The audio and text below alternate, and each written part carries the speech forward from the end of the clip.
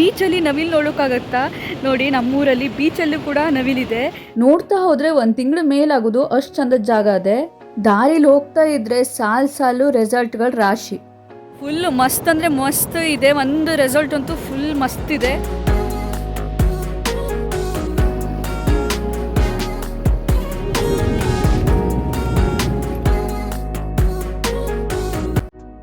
ಇಲ್ಲ, ಯಾಕಂದರೆ ಅಲ್ಲಿ ದುಡ್ಡು ಕೊಟ್ಟವ್ರಿಗೆ ಮಾತ್ರ ಹೋಗ್ಲಿಕ್ಕೆ ಕೊಡ್ತಾರೆ. ಯಾವಾಗಾದರೂ ಹೋಗಬೇಕು.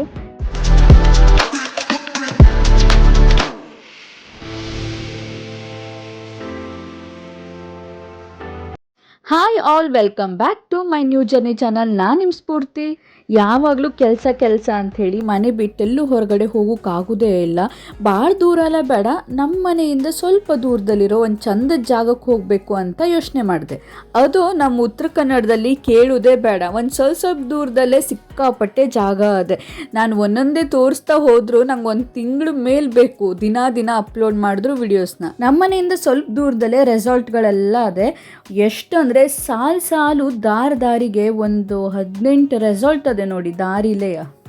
ನಮ್ಮೂರಲ್ಲಿ ಸಿಕ್ಕಾಪಟ್ಟೆ ನೋಡುವಂಥ ಜಾಗ ಅದೇ. ಮೊದಲೆಲ್ಲ ಸೋಷಿಯಲ್ ಮೀಡಿಯಾ ಇರಲಿಲ್ಲಲ್ಲ, ಈಗೆಲ್ಲ ಜಾಸ್ತಿ ಆಗಿರೋದ್ರಿಂದ ರೀಲ್ಸ್ ಎಲ್ಲ ವೈರಲ್ ಆಗಿ ಸಿಕ್ಕಾಪಟ್ಟೆ ಜನ, ಒಂದು 2-3 ಸೀಸನಲ್ಲಂತೂ ಫುಲ್ ಜನ ಇರ್ತಾರೆ. ಅದೊಂಥರ ಚೆನ್ನಾಗೇ ಆಯಿತು. ನಮ್ಮೂರಿನಲ್ಲೆಲ್ಲ ಸ್ವಲ್ಪ ಬಿಸ್ನೆಸ್ ಆಯಿತು, ಹೋಟೆಲ್ ಜಾಸ್ತಿ ಆಯಿತು, ರೆಸಾರ್ಟ್ ಸಿಕ್ಕಾಪಟ್ಟೆ ಆಗದೆ. ಒಂಥರ ಬೇರೆಯವರೆಲ್ಲ ರಜೆಗೆ ಅಂತ ಹೇಳಿ ಈ ಕಡೆ ಮುರುಡೇಶ್ವರ ಗೋಕರ್ಣೆಲ್ಲ ಬರ್ತರು. ಆದರೆ ನಮ್ಗೆ ಎಲ್ಲಿ ಹೋಗಬೇಕು, ನಾವೇ ಅಲ್ಲಿರೋದ್ರಿಂದ ನಮ್ಗೆ ಆ ಊರೇನು ಸ್ಪೆಷಲ್ ಅನಿಸೋದಿಲ್ಲ, ನಾವು ಬೇರೆ ಕಡೆ ಹೋಗಬೇಕು. ಹೋಗೋ ಜಾಗಕ್ಕಿಂತ ಹೋಗೋ ದಾರಿನೇ ಎಷ್ಟು ಚಂದ ಇತ್ತಂದರೆ, ನೀವೆಲ್ಲ ಗೋಕರ್ಣಕ್ಕೆ ಹೋಗಬೇಕಾದ್ರೆ ಮೇನ್ ಹೈವೇನಲ್ಲಿ ಹೋಗಿ ಒಂದು ಕಟ್ಟು ತೊಗೊಂಡು ಹೋಗ್ತೀರಾ. ಆ ರೋಡ್ ಹೇಗಿದೆ ಅದೇ ಥರನೇ, ಅದಕ್ಕಿಂತ ಇನ್ನೂ ಚೆನ್ನಾಗದೆ. ಆದರೆ ಇದು ಬೇರೆ ರೋಡು, ಯಾರಿಗೂ ಜಾಸ್ತಿ ಗೊತ್ತಿಲ್ಲ. ನನಗಂತೂ ಫುಲ್ ಖುಷಿಯಾಗಿಬಿಡ್ತು. ಆ ನೀರು ನೋಡಿ ಎಷ್ಟು ಖುಷಿ ಆಯಿತು, ಅಷ್ಟೇ ಭಯನೂ ಆಯಿತು. ಏನಾದ್ರು ಬಿದ್ದಿದ್ದು ಹೋಗ್ಬಿಟ್ರೆ ಕಲಾಸೆ, ಮತ್ತು ಏನು ಬಚಾವಾಗೋಕ್ಕೆ ಚಾನ್ಸೇ ಇಲ್ಲ. ನಾನು ನಮ್ಮೂರಲ್ಲೇ ಒಂದು ರೌಂಡು ಸ್ಕೂಟಿ ತೊಗೊಂಡು ಹೋಗೋಣ, ಯಾವುದಾದ್ರೂ ಒಂದು ಚೆನ್ನಾಗಿರೋ ಪ್ಲೇಸ್ ಸಿಗ್ತದೆಯಾ ಅಂತ ಬಂದಿರೋದು. ಅಂದರೆ ನಿನ್ನೆ ಎಲ್ಲ ನೋಡಿದೆ, ಎಲ್ಲ ನಾನು ನೋಡಿರೋ ಪ್ಲೇಸೇ ಕಾಣಿಸ್ತು ಗೂಗಲಲ್ಲಿ. ಅದಕ್ಕೆ ನಮ್ಮ ಮನೆಯಿಂದ ಸ್ವಲ್ಪ ದೂರದಲ್ಲಿ ಚೆನ್ನಾಗಿರೋ ಪ್ಲೇಸ್ ಇದೆ ಅಂತ ಹೇಳ್ತಿದ್ರ, ಅದಕ್ಕೆ ಹಂಗೆ ಸ್ಕೂಟಿ ತೊಗೊಂಡು ಹೋಗೋಣ ಅಂತ ಬಂದೆ. ಹಾಗೆ ಹೋಗ್ತಾ ಒಂದು ದೊಡ್ಡ ಹೊಳೆ ಥರ ಕಾಣಿಸ್ತು. ಆಮೇಲೆ ಹತ್ರಕ್ಕೆ ಬಂದು ನೋಡಿದರೆ, ನಾನು ಇಷ್ಟು ವರ್ಷ ಇಲ್ಲೇ ಇದ್ದರೂ ನನಗೆ ಗೊತ್ತೇ ಇಲ್ಲ, ನಿಜ ಇದ್ರ ಹೆಸರು ನನಗೆ ಗೊತ್ತಿಲ್ಲ. ಮನೆಗೆ ಹೋಗಿ ಪಪ್ಪನ ಹತ್ರ ಕೇಳಿ ಹೇಳ್ತೀನಿ ಈ ಪ್ಲೇಸ್ ಹೆಸರು. ಆದರೆ ನಿಮಗೀಗ ಈ ಪ್ಲೇಸ್ ಹೇಗಿದೆ ಅಂತ ಕಾಣಿಸ್ತೀನಿ. ಸ್ವಲ್ಪ ಬಿಸಿಲಿದೆ, ಸಂಜೆ ಹೊತ್ತು ಬೆಳಿಗ್ಗೆ ಬರಬೇಕು ಅಥವಾ ಸೂರ್ಯ ಮುಳುಗೋ ಟೈಮಿಗೆ ಬರಬೇಕು. ನಾನೀಗ ಒಂದು 3 ಗಂಟೆ ಹಾಗೆ 3:30 ಹಾಗೆ ಬೀಚಿಗೆ ಹೋಗೋಣ, ಒಂದು ವೇಳೆ ಯಾವುದೂ ಒಳ್ಳೆ ಪ್ಲೇಸ್ ಸಿಗಲಿಲ್ಲ ಅಂದರೆ ಬೀಚಿಗೆ ಹೋಗೋಣ ಅಂತ ಯೋಚನೆ ಮಾಡಿಕೊಂಡು ಬಂದೆ. ನೋಡಿದ್ರೆ ನಾನು ಹುಡುಕಿದ ಥರನೇ ಒಂದು ಒಳ್ಳೆ ಪ್ಲೇಸ್ ಸಿಕ್ಬಿಡ್ತು ನನಗೆ. ನೆಕ್ಸ್ಟ್ ಟೈಮ್ ನನ್ನ ತಂಗಿನ ಕರ್ಕೊಂಡು ಇಲ್ಲಿ ಬರ್ತೀನಿ. ನೀವು ಎಲ್ಲಿ ಹೊರಟಿರಿ ಅಂತ ಮಾತ್ರ ಕೇಳಬೇಡಿ, ನಂಗೆ ಗೊತ್ತಿಲ್ಲ. ನಾನು ಹೊರಟಿದ್ದು ಸುಮ್ಮನೆ, ಆದರೆ ಬಂದು ಸೇರಿದ್ದು ಈ ಜಾಗಕ್ಕೆ. ಗೊತ್ತಿಲ್ಲದೆ ಒಂದು ಚಂದದ ಜಾಗಕ್ಕೆ ಬಂದಾಗ ಆಗೋ ಖುಷಿನೇ ಬೇರೆ. ಮನೆಯಿಂದ ಹೋಗಬೇಕಾದ್ರೆ ಫುಲ್ ಕಾನ್ಫಿಡೆನ್ಸಲ್ಲಿ ನಿಮ್ಗೊಂದು ಚಂದದ ಜಾಗಕ್ಕೆ ತೋರಿಸ್ತೆ ಅಂತ ಹೊರಟ್ಬಿಟ್ಟೆ. ಆದರೆ ಇಷ್ಟು ಚೆನ್ನಾಗಿರೋ ಜಾಗಕ್ಕೆ ಬಂದು ನಾನು ತಲುಪ್ತೆ ಅಂತ ಗೊತ್ತಿರಲಿಲ್ಲ. ನಾನು ನೋಡಿದೆ, ಹಾಗೆ ಇಷ್ಟು ಚಂದದ ಜಾಗ ನಿಮಗೂ ತೋರಿಸ್ದೆ. ವಿಡಿಯೋ ನೋಡ್ತಿದ್ದವ್ರಿಗೂ ಈ ಪ್ಲೇಸ್ಗೆಲ್ಲ ಬರಬೇಕು ಅನಿಸ್ತಿರ್ಬೋದು. ನನಗೀಗ ಎಕ್ಸಾಕ್ಟ್ ಲೊಕೇಶನ್ ಹೆಸರು ಗೊತ್ತಿಲ್ಲ, ಬಟ್ ಇದು ಊರು ಬಂದು ಅಗ್ನಾಶಿನಿ ಅನ್ನೋದಷ್ಟೇ ಗೊತ್ತದೆ. ಆದರೂ ನಾನು ಎಕ್ಸಾಕ್ಟ್ ಲೊಕೇಶನ್ನ ಹೇಳೋಕ್ಕೆ ಇಷ್ಟಪಡೋದಿಲ್ಲ, ಯಾಕಂದರೆ ಹೇಳಿ ಏನಾದರೂ ಜಾಸ್ತಿ ಜನ ಬಂದರೆ ನನಗದು ಇಷ್ಟನೇ ಆಗೋದಿಲ್ಲ. ಬಂದವ್ರು ಹಾಗೆ ಹೋಗೋದಿಲ್ಲ, ಕುರ್ಕುರೆ ಲೇಸ್ ಅದನ್ನೆಲ್ಲ ತಿಂದು ಅಥವಾ ಪ್ಲಾಸ್ಟಿಕ್ ಕವರ್ನೆಲ್ಲ ಎಸ್ದು. ಇಷ್ಟು ಕ್ಲೀನಾಗಿದೆ ಅಂದರೆ ಇಲ್ಲಿ ಜನ ಜಾಸ್ತಿ ಇಲ್ಲದ್ರಿಂದ ಕ್ಲೀನ್ನೆಸ್ ಒಳ್ಳೆಯದೇ. ಜಾಸ್ತಿ ಆಗಿಬಿಟ್ರೆ ಎಲ್ಲ ಹಾಳು ಮಾಡಿಬಿಡ್ತಾರೆ. ಅದಕ್ಕೆ ನಾನು ಗೊತ್ತಾದರೂ ಹೆಸರು ಮಾತ್ರ ಹೇಳೋದಿಲ್ಲ ಎಲ್ಲಿ ಅಂತ ಹೇಳಿ. ಎಷ್ಟು ಚಂದ ಇದೆ ಅಲ್ಲ ನಮ್ಮೂರು, ನನ್ನ ಕಣ್ಣೇ ಬಿದ್ದುಬಿಡ್ತು ಈ ಸರಿ ಮಾತ್ರ. ನಾನು ಈ ಕಡೆ ಎಲ್ಲ ಬಂದೇ ಇರಲಿಲ್ಲ. ನಾನು ಮನೆಯಿಂದ ಸೀದಾ ಮಾರ್ಕೆಟಿಗೆ ಹೋಗಿ ಅಲ್ಲಿಂದ ನನ್ನ ಕೆಲಸ ಮುಗಿಸ್ಕೊಂಡು ಮನೆಗೆ ಬಂದುಬಿಡ್ತಿದ್ದೆ. ದೇವ್ರ ಹತ್ರ ಕೇಳ್ಕೊಳ್ಳೋದಿಷ್ಟೇ, ಇನ್ನು ನೆಕ್ಸ್ಟ್ ಎಷ್ಟೇ ಜನ್ಮ ಬರಲಿ ಕರ್ನಾಟಕದ ಕೋಸ್ಟಲ್ ಬೆಲ್ಟಲ್ಲೇ ಹುಡ್ಸಪ್ಪ. ಅದೇನಾದರೂ ಬೈ ಚಾನ್ಸ್ ಮಿಸ್ಟೇಕ್ ಆಯ್ತಂದರೆ ಅಡಿಕೆ ತೋಟಲ್ಲೇ ಇರ್ತದಲ್ಲ ಈ ಸಾಗರ, ಶಿವಮೊಗ್ಗ ಅಥವಾ ಚಿಕ್ಕಮಂಗ್ಳೂರು, ಆ ಕಡೆಗಾದರೂ ಅಡ್ಡಿಲ್ಲ, ಮತ್ತು ಬೇರೆ ಕಡೆಗೆಲ್ಲ ಬೇಡ. ಸನ್ಸೆಟ್ನ ಬೀಚಲ್ಲಿ ನೋಡ್ಕೊಂಡು ಹೋಗೋ ದಾರಿನಲ್ಲೇ ಕಾಗಲ್ ಬೀಚ್ ಸಿಗ್ತದೆ. ನಾನೀಗ ಹೋಗ್ತಾ ಇರೋದು ರೆಸಾರ್ಟ್ ಬ್ಯಾಕ್ ಎಂಡಲ್ಲಿ.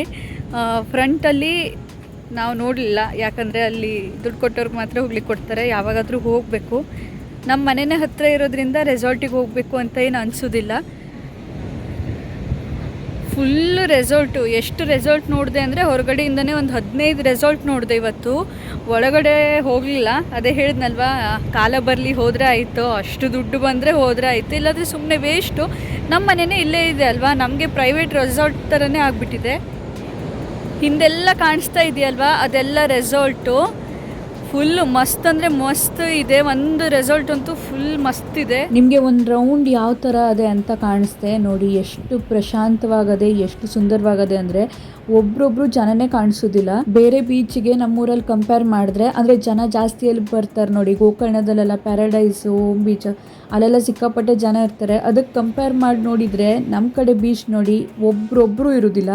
ನನಗಂತೂ ಈ ಥರ ಜನ ಇಲ್ಲದೆ ಇದ್ದು ಬೀಚ್ ಅಂದರೆ ಸಿಕ್ಕಾಪಟ್ಟೆ ಇಷ್ಟ.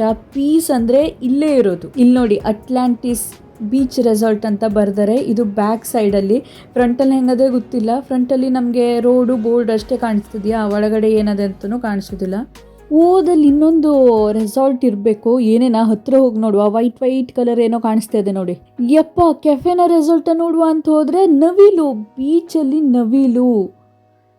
ನನಗಂತೂ ಫುಲ್ ಆಶ್ಚರ್ಯ. ನಾನು ಯಾವಾಗಲೂ ಹುಟ್ಟಿದ ಮೇಲೆ ಇಷ್ಟು ದಿನ ಆದರೂ ಬೀಚಲ್ಲಿ ನವಿಲನ್ನ ನೋಡಿರಲಿಲ್ಲ. ಬರೀ ಕಾಗೆ, ಕೊಕ್ಕರೆ ಅದನ್ನೇ ನೋಡಿದೆ. ಎಷ್ಟು ಸಖತ್ತಲ್ಲ. ಒಂದು ಕಡೆ ಫುಲ್ ನೇಚರ್, ಒಂದು ಕಡೆ ಫುಲ್ ಮರಗಳು, ಒಂದು ಕಡೆ ಬೀಚು, ಇನ್ನೊಂದು ಕಡೆ ಪ್ರಾಣಿ ಪಕ್ಷಿ. ಎಂಥ ಸ್ವರ್ಗ. ನವಿಲ್ ನೋಡೋದಾಯಿತು. ಆಮೇಲೆ ಅದು ರೆಸಾರ್ಟಾ ಕೆಫೆನಾ ಅಂತ ನೋಡುವ ಅಂತ ಹೋಗ್ತಿದ್ರಲ್ವ, ಆ ಕೆಲಸ ಮಾಡುವ. ನನ್ನ ಪ್ರಕಾರ ಇದು ರೆಸಾರ್ಟ್ ಅವ್ರದ್ದೇ. ಮುಂದ್ಗಡೆ ರೆಸಾರ್ಟ್ ಇರಬೇಕು, ಹಿಂದ್ಗಡೆ ಕೆಫೆ ಅಂತ ಬರೆದಿದ್ದಾರೆ. ಅಂದರೆ ಕೆಫೆ ಓಪನ್ ಮಾಡಿದ್ದಾರೆ. ನಾವು ಬೀಚ್ ಕೆಫೆ ಅಂತ ನೇಮ್ ಇದೆ. ಬೀಚಲ್ಲಿ ನವಿಲ್ ನೋಡೋಕ್ಕಾಗತ್ತಾ ನೋಡಿ. ನಮ್ಮೂರಲ್ಲಿ ಬೀಚಲ್ಲೂ ಕೂಡ ನವಿಲಿದೆ. ನನಗಂತೂ ಫುಲ್ ಆಶ್ಚರ್ಯನೇ ಆಗೋಯ್ತು. ಎಷ್ಟು ಖುಷಿ ಆಗ್ತಿದೆ ಅಂದರೆ ಕಾಣಿಸ್ತೀನಿ ನಿಮಗೂ. ಆದರೆ ಎಷ್ಟು ಕ್ಲಾರಿಟಿಯಿಂದ ವಿಡಿಯೋ ತೊಗೊಳೋಕ್ಕಾಗತ್ತೆ ಗೊತ್ತಿಲ್ಲ ನಂದು, ಯಾಕಂದರೆ ಐಫೋನಲ್ಲ ಅಷ್ಟು ಝೂಮ್ ಆಗಲ್ಲ. ತೋರಿಸ್ತೀನಿ ನಿಮಗೆ. ಆಗ ಹೆಣ್ಣವಿಲ್ ನೋಡಿದೆ, ಅದು ಸೇಮ್ ಕೋಳಿ ಥರನೇ ಇರ್ತದೆ. ಆದರೆ ಈಗ ನೋಡಿದ್ದು ಗಣ್ಣವಿಲು. ಅದರ ರೆಕ್ಕೆ ಪುಕ್ಕೆಲ್ಲ ನೋಡಿ ನಂಗೆ ಸಿಕ್ಕಾಪಟ್ಟೆ ಖುಷಿಯಾಗೋಯ್ತು. ನೀವು ಯಾವಾಗಲಾದರೂ ಬೀಚಲ್ಲಿ ನವಿಲನ್ನ ನೋಡಿದ್ದೀರಾ? ನಾನು ನೋಡಿದೆ ಇವತ್ತು. ನನಗಂತೂ ತುಂಬ ಖುಷಿಯಾಗೋಯಿತು. ಅಲ್ಲಿ ನವಿಲಿದೆ ಅನ್ನೋದೇ ನನಗೆ ನಂಬೋಕೆ ಆಗಲಿಲ್ಲ. ಬೀಚಲ್ಲಿ ನವಿಲಿದೆಯಾ ಅಂತ ಹೇಳಿ. ನೋಡಿ ನಮ್ಮೂರು ಎಷ್ಟು ಚೆನ್ನಾಗಿದೆ ಅಂತ. ಬೀಚಿಗೆ ಬಂದರೆ ನಿಮಗೆ ನವಿಲನ್ನು ಕೂಡ ನೋಡ್ಬೋದು, ಆ ಕಡೆ ನಾಯಿನೂ ಕೂಡ ನೋಡ್ಬೋದು. ಇವತ್ತು ಈ ವಿಡಿಯೋನ ಭಾಳ ಖುಷಿಲಿ ಮುಗಿಸ್ತಾ ಇದ್ದೆ. ನಿಮ್ಮೆಲ್ಲರಿಗೂ ತುಂಬ ಇಷ್ಟ ಆಗದೆ ಅಂದ್ಕೊಳ್ತಾ ಇದ್ದೆ. ಮತ್ತೇನಂದರೆ ಮರಿದೆ, ನನ್ನ ಚಾನಲ್ನ ಸಬ್ಸ್ಕ್ರೈಬ್ ಮಾಡ್ಕೊಳ್ಳಿ, ವಿಡಿಯೋನ ಆದಷ್ಟು ಶೇರ್ ಮಾಡಿ. ಮತ್ತೆ ಸಿಗುವ, ಅಲ್ಲಿ ತನಕ ಟಾಟಾ.